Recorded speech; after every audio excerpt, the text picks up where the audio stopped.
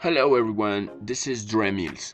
Yesterday, the World Economic Forum has published a new article related with public transportation. It says, is friendly public transport the answer to the loneliness epidemic? Now we're gonna share with you this amazing article and you need to know what is behind of this. So let's start. The article starts mm,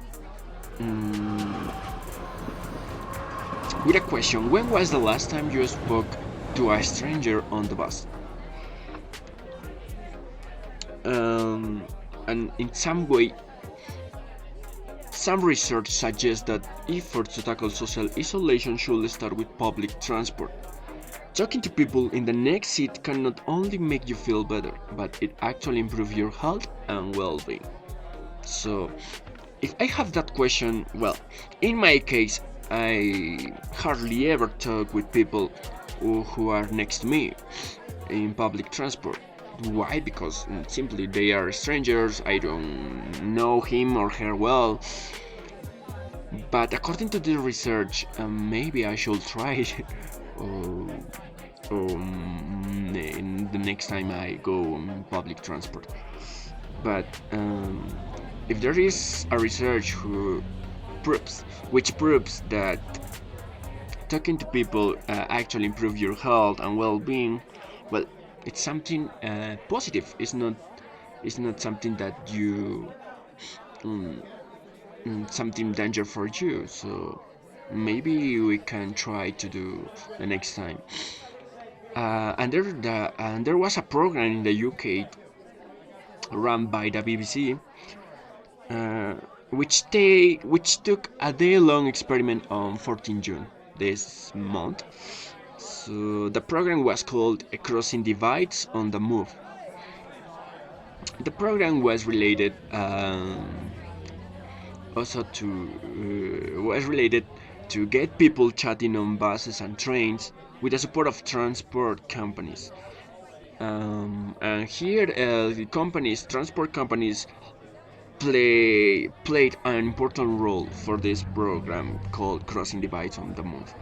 So trains, for example, had designed has designed that chat carriers, um, which were which were on the trains set aside for those who wanted to talk their fellow travelers. So there was special space which was reserved for people who wanted to talk to strangers. So another company, a bus company, handed out conversation starter cards. Um, in some way, those cards encourage passengers to share a smile and start with a new topic to start the conversation. Another was a bus operator when a bus operator hired actors and poets to facilitate onboard conversations. Um, and in some way, on the London Underground, where people or passengers were encouraged to speak to one another. Um, and for example, we have here a picture um,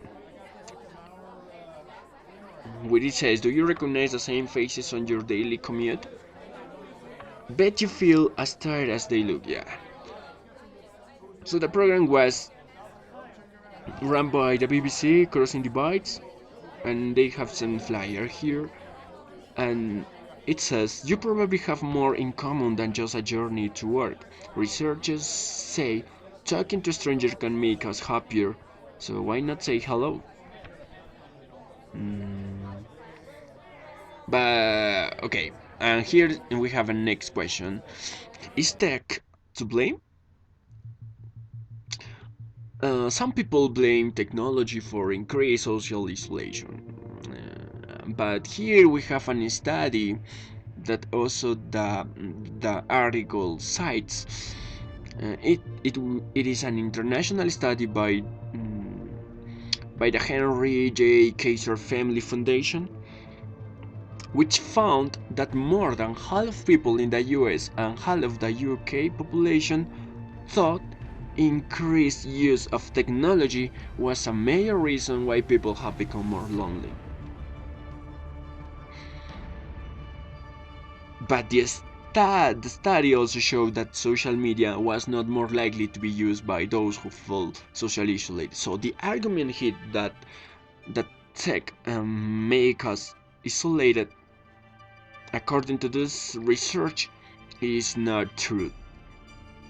Yeah, because um,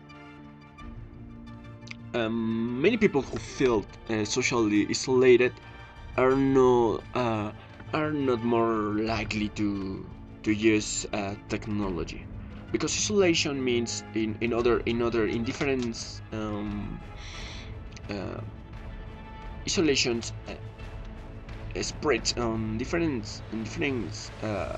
sectors also, and having or not having technologies, mobile phone, uh, doesn't make you be more social, or in contrast be more isolated. In cities the world over, commuters tend to avoid eye contact with their neighbors. That is true. I do. I Most of the time I'm not checking or having the attention of people who during my commute they prefer to bury themselves in reading, texting, or listening to headphones. That is true. I do.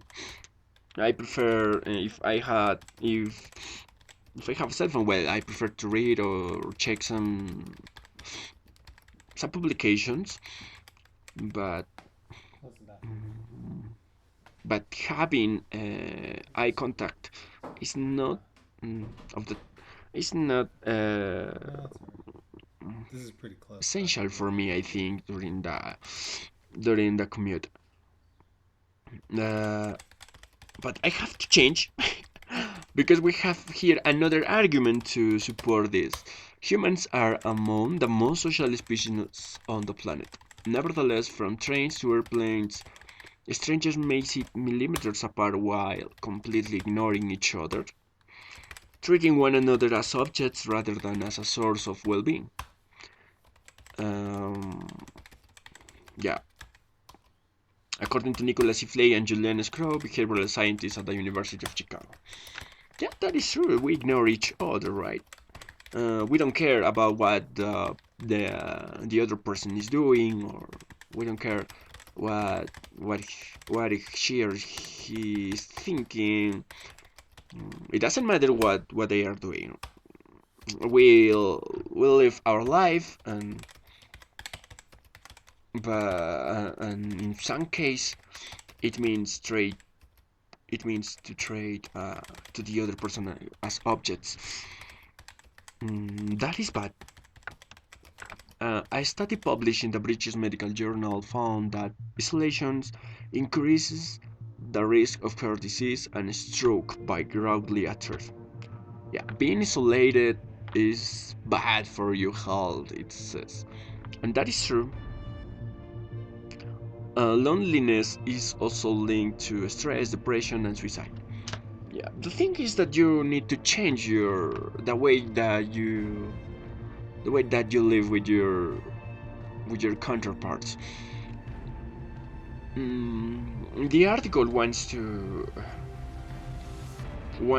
to convince you about to talk, to lose afraid, to for talking with people, and start living your lives. And start living your lives, sharing ideas, sharing opinions, um, and start talking in a short way, in short words. One in 10 Europeans are so isolated. They never meet friends or family, which has coincided with a rise in single-person households. Yeah, And more than a third of people experiencing loneliness in Japan say they have been isolated for more than a decade.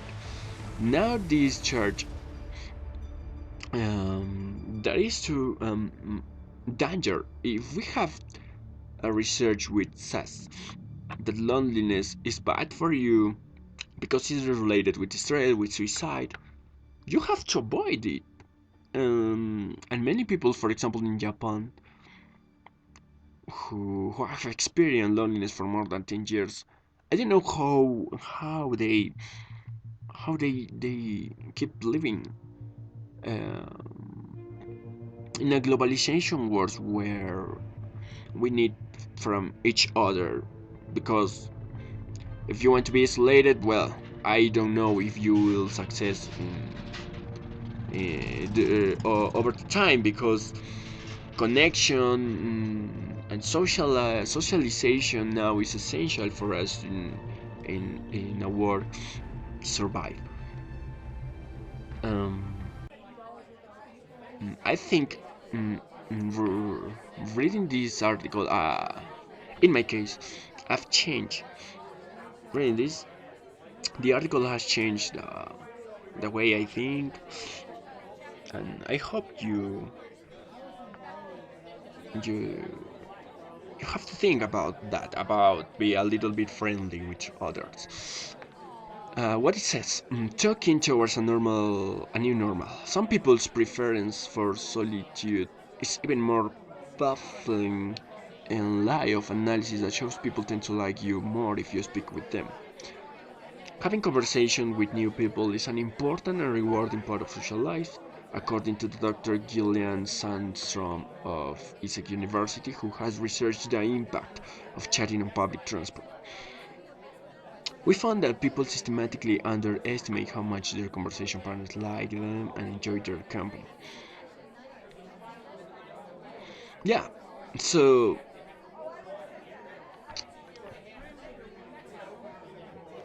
in short, the BBC ran a program who wants you to to change the way you see the things. Start start socializing with strangers. It's not bad. Sharing opinions, share your ideas with others is part of our well-being. Mm, uh, it was a nice program, I think. I consider essential if we want to change, if we have a social problem which is isolation, um, a way to, in some way, to overcome this is doing programs like the BBC. Crossing Device was an interesting program, and, and was a good way to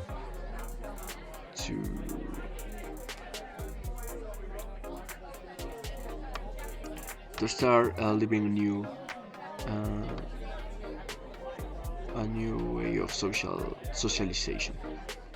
Well, that's all the article that I wanted to share with you. I hope you learned something. You're now more informed about how the war is going, how companies like BBC are trying to combat with social problems which affect many people around the world, and many of the problems are related with things that nobody wants, nobody deserves, and we have to act. Um, and thank you for having